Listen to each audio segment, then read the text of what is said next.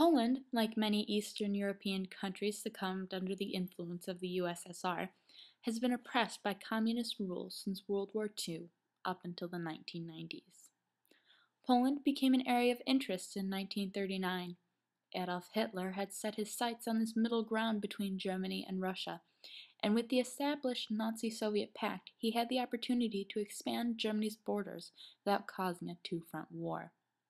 Britain and France would not allow Poland to be partitioned under the communists and the fascists. Therefore, once the Nazi-Soviet pact was signed and Germany invaded Poland, World War II began. Poland was then split between Germany and Russia in 1939, as was laid out in the Nazi-Soviet pact.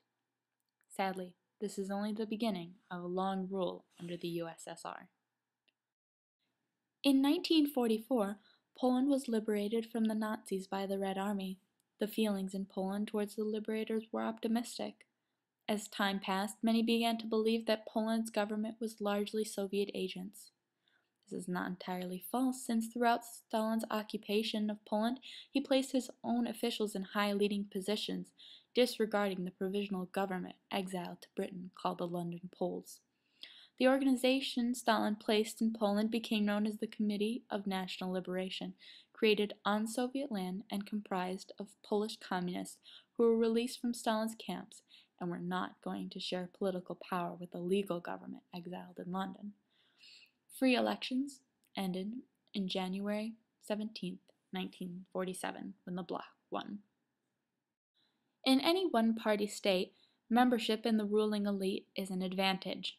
Because of Poland's strategic importance and also the conspiratorial nature of the Russian ruling elite, the Soviet Union consistently placed a significant number of agents in senior positions in the party to influence governmental policies and to keep an eye on those tempted to stray away from the orthodox Moscow line. Despite the fact that the Polish Communist Party represented a small fraction of the Polish population, it was quickly consolidated and drew considerable support from all sections of the Red Army. Britain, one of the allies to the Russians after Germany invaded Russia, still supported the London Poles. However, they had no power over the Soviet influence within Poland. This is because Poland, during the commencement of the Cold War, was a part of the Soviet sphere of influence. Party members saw that the only hope for communism in the proletarian revolution was if Poland continued to be a part of Russia. The Communist Party within Poland was split into the natives and the Muscovites. The difference between these two fractions of the Polish Communist Party got Poland expelled from the Comintern. The Muscovites, under Beru, sought to establish a Stalinist regime with the oppressive power of the Red Army. The natives believed that they understood the Polish situation and leaned more towards socialism. Tensions only intensified when Khrushchev came into power in Moscow following Stalin's death. His reforms and criticism of Stalin's cult of personality emboldened many in the Soviet sphere to rise up for a free country. Workers in Poland staged large demonstrations to protest the government's economic policies and its subordinate relationship with Moscow. On the 28th of June 1956, in Poznan, one of Poland's main cities, the workers went on strike against the government, which had imposed wage cuts and harsh working conditions. And on what became known as Black Thursday, the Polish government set 2 divisions and 300 tanks a part of the Polish army to put down the protests. 74 strikers were killed and about 300 were wounded. Fortunately, after weeks of violence and increasing tension, Khrushchev decided against any more military intervention to stop the revolt. Afterwards, 2 strong Khrushchev supporters, Bulganin and Zhukov, were sent to Warsaw to solve the problem. They proclaimed the strikes had been provoked by the imperialist agitators from the West. The Polish party reformers desired to reinstate the communist regime with the popular Polish communists. Unlike under Stalin, with Khrushchev, the Kremlin allowed the satellite states to have some degree of independence. Therefore, Khrushchev took their advice into consideration and arranged for Gomulka to be in power in 1956, which implemented the first act of de-Stalinization. For the first time in the Soviet Union, another communist state had their choice of a leader. However, it was a choice not given away willingly by the Soviets. During the time leading up to the decision, Gomulka had threatened to arm Polish citizens to fight against the Soviets. The Soviets only gave the choice to the Polish because Gomulka promised that Poland would remain in the Warsaw Pact. Poland's agricultural output decreased yearly. Gomulka, previously viewed as Poland's savior, steadily became more oppressive. In March 1968, a student demonstration was violently broken up by the local police after several days of rioting in the streets. During this time in Poland, and after the Cuban Missile Crisis, Khrushchev's loose reins on the satellite states caused him to be demoted, and the new leader, Brezhnev, replaced him.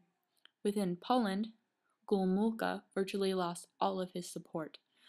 But Brezhnev and the Soviet leadership stood behind him, which is the only reason Gomulka was able to stay in power. After 2 hard years of food shortages and price increases, Gomulka's administration came to an end. In the late 1970s and the early 1980s, Poland's economic situation continued to worsen. Dissatisfaction with the economy resulted in industrial unrest, more food shortages, and increasing opposition against the government. Poland's Solidarity, an independent trade union comprised of Polish industrial workers, was founded during this time. By 1981, this cluster of workers, realizing the importance of unity, gained up to 10 million supporters. This posed a threat to the USSR. This organization called for legalizing strikes and opening of the Catholic Church for worship. Eventually, the political demands increased for rights such as the abolishment of censorship and higher pay. These protesters began beckoning for political change. The more the Soviet Union attempted to pressure the Poles to stop protesting with military support, the more the crisis worsened, and the more Poles that began to support Solidarity. On the 13th of December in 1981, Moscow's defense minister publicized that Poland was in a state of war and broadcasted the martial law.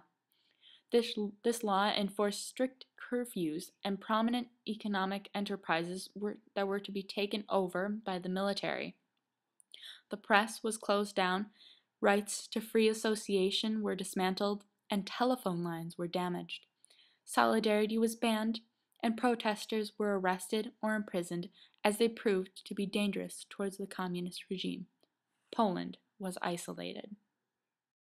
The economy continued to deteriorate, and the martial law lasted only until 1983. In the late 80s, Gorbachev was elected as first secretary and sought to reform the Communist Party by re-establishing connections with the United States. His rule allowed the satellite states more freedom. In February to June 1989, the Soviet leadership legalized Solidarity and, after long debates, determined conditions under which they would support the government's reforms. As a result, Gorbachev was the start of a political transformation in Poland, and by the 1990s, communism had worn off in Poland. The first genuinely free elections were held in Poland, and in 1990, Solidarity Union leader Walesa was elected president of Poland.